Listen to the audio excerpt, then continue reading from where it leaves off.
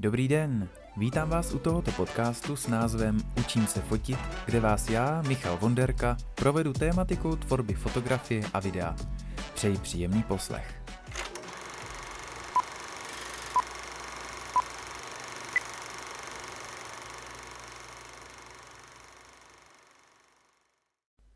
Vítám tě u 14. dílu podcastu Učím se fotit. Jsme na konci jedné krásné, někdy možná klikaté, ale rozhodně inspirativní cesty. Když jsem začínal s tímto podcastem, říkal jsem si, že by bylo skvělé vytvořit něco, co pomůže začínajícím fotografům a tvůrcům pochopit základy. Ale časem jsem pochopil, že tenhle projekt je víc než jen návod, jak nastavit clonu nebo upravit barvy ve fotce.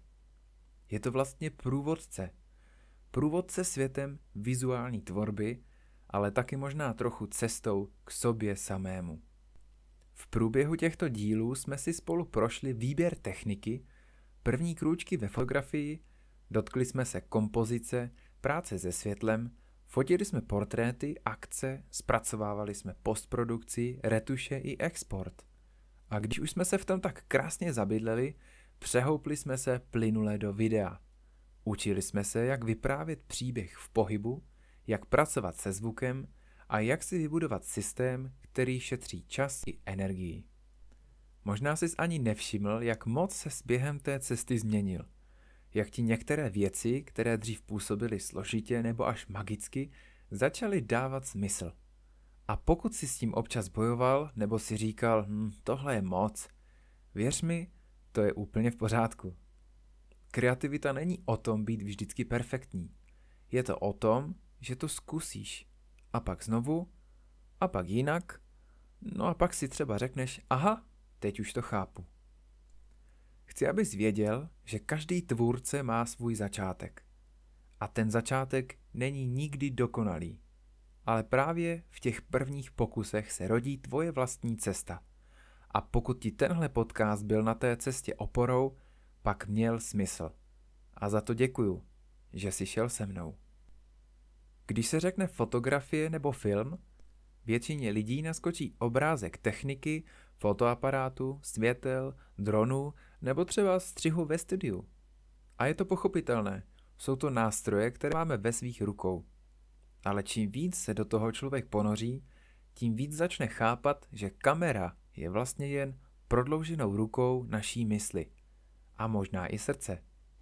Když fotíme nebo natáčíme, díváme se na svět skrz nějaký filtr.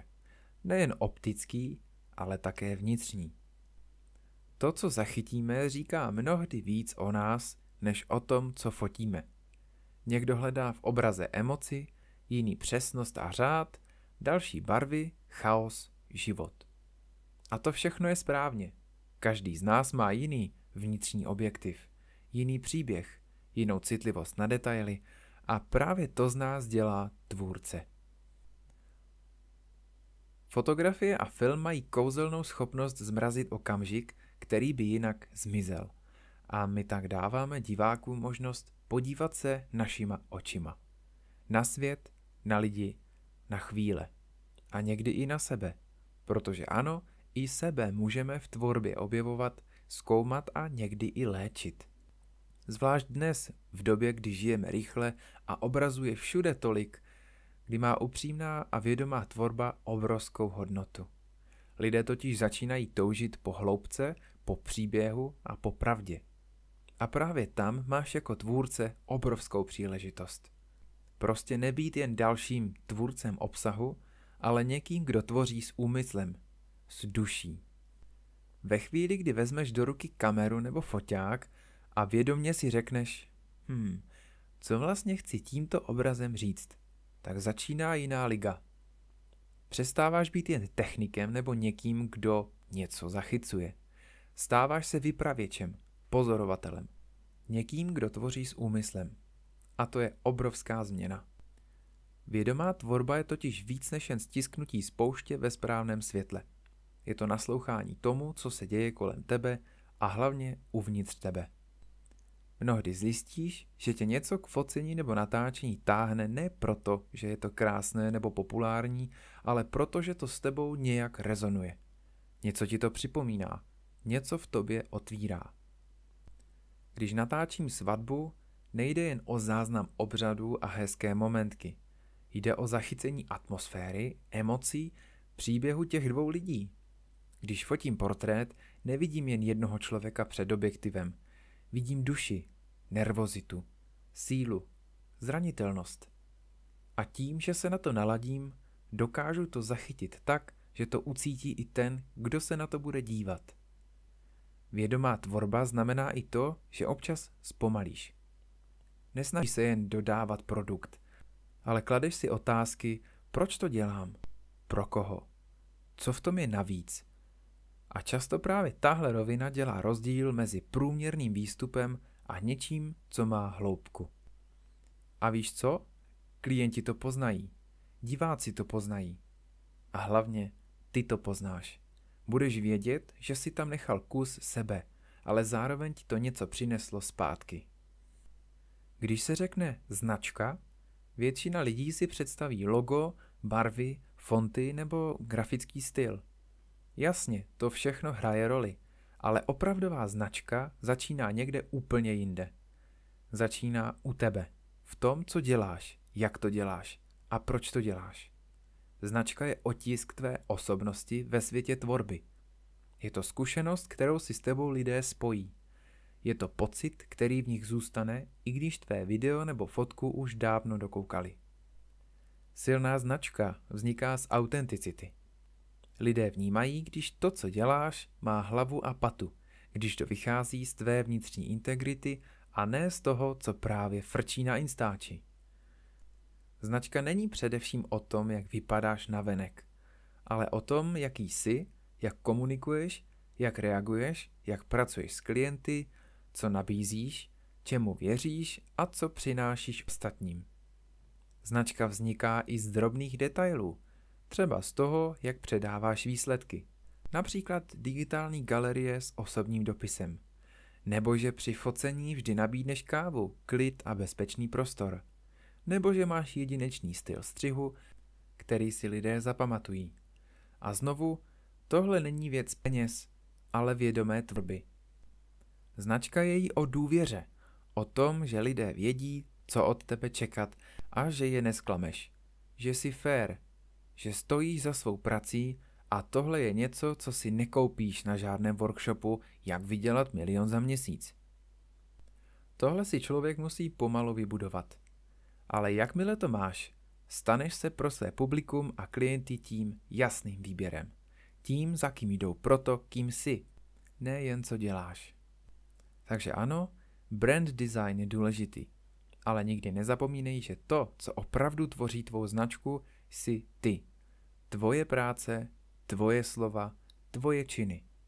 No a jak tvořit a zároveň se uživit? Ta rovnováha mezi uměním a podnikáním. Tohle je takové tvo věčné dilema. Tvořit pro radost nebo pro peníze? A existuje něco vůbec mezi tím? Odpověď zní ano, existuje. Ale není to snadná cesta. Je to balanc na hraně mezi tím, co miluješ a co trh chce, mezi tím, co tě naplňuje a co ti platí nájem. A právě o tom je tahle kapitola. Jako fotograf nebo filmař jsi zároveň umělec, řemeslník i podnikatel. A každý z těchto aspektů potřebuje pozornost. Když se příliš ponoříš do umění, můžeš skončit s plným portfoliem nádherných snímků, ale bez příjmu. Když zase příliš tlačíš na biznis, ztrácí tvoje tvorba duši a začneš připomínat pásovou výrobu. Klíč je ve vědomém nastavení. Být strategický, ale nestratit srdce. Znát svou hodnotu, umět si říct o honorář, ale zároveň si zachovat lidský přístup. Umět plánovat kampaně a zároveň nechat prostor pro intuici. V praxi to může vypadat třeba tak, že si stanovíš komerční projekty. Například svatby, firemní zakázky a vedle nich si necháváš prostor pro volné umělecké série, dokumenty nebo třeba cestovní fotografii. Neznamená to, že se musíš rozdělit na 2 lidi. podnikatele a tvůrce. Znamená to, že se naučíš vést dialog mezi těmito dvěma světy. Jeden ti přináší stabilitu, druhý ti dává smysl. A když se ti podaří tyhle dvě strany propojit, začneš tvořit opravdu silně.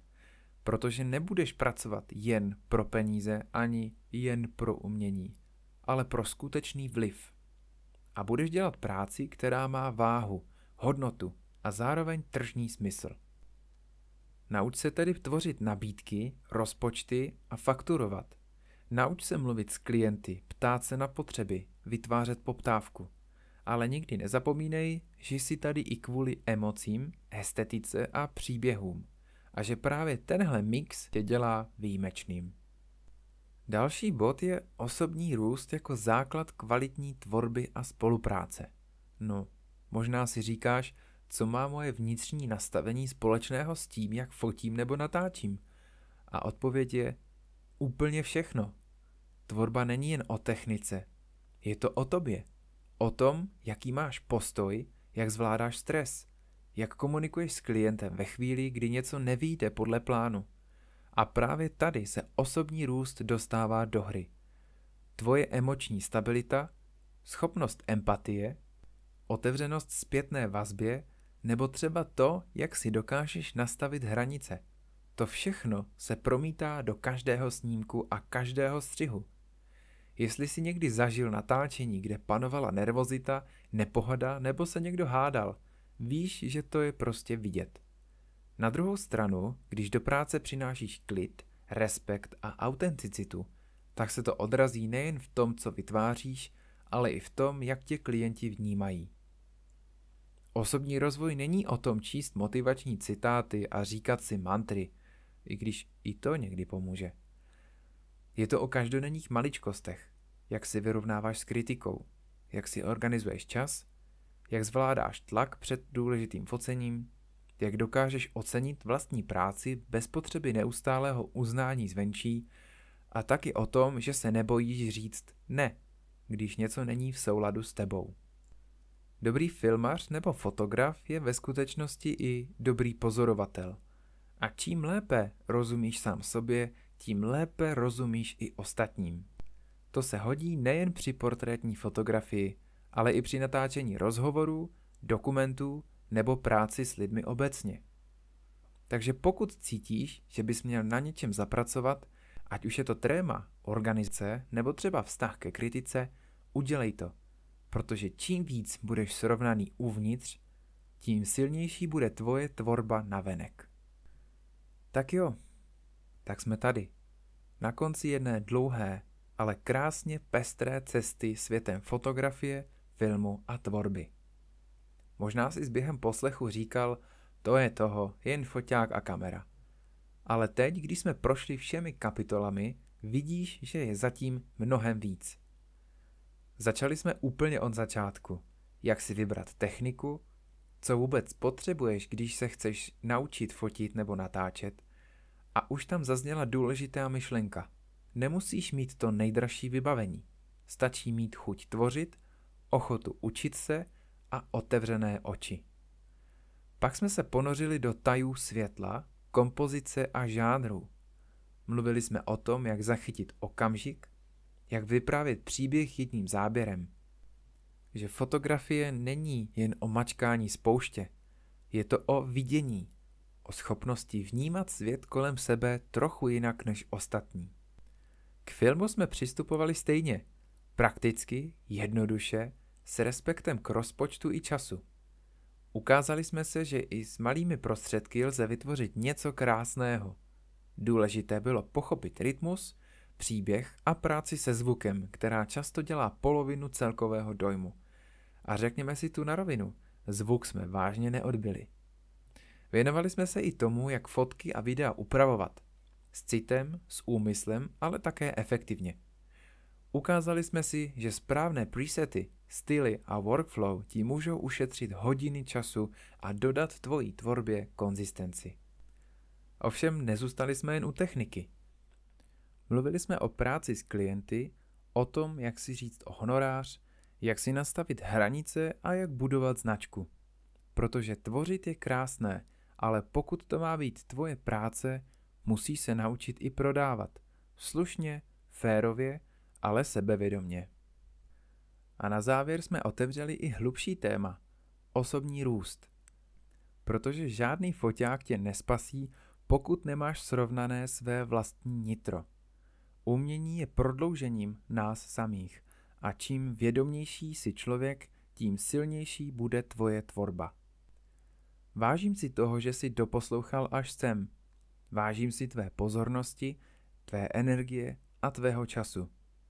A hlavně doufám, že ti to něco dalo, ať už nový pohled, konkrétní tip nebo chuť konečně vzít foťák do ruky a jít tvořit. Tahle série ale nekončí úplně, jen mění směr. V dalším podcastu se společně podíváme do světa psychologie, vztahů, komunikace, vnitřní motivace a práce na sobě. Budeme si povídat o tom, jak rozumět sobě i druhým, jak zvládat emoce, budovat zdravé návyky a rozvíjet vlastní potenciál, protože kreativita a seberozvoj jdou ruku v ruce. Tak jestli chceš pokračovat se mnou dál, budu se těšit, ať už jako posluchač nebo tvůrce. Do té doby ti přeju spoustu světla, nejen ve fotkách, ale i v životě.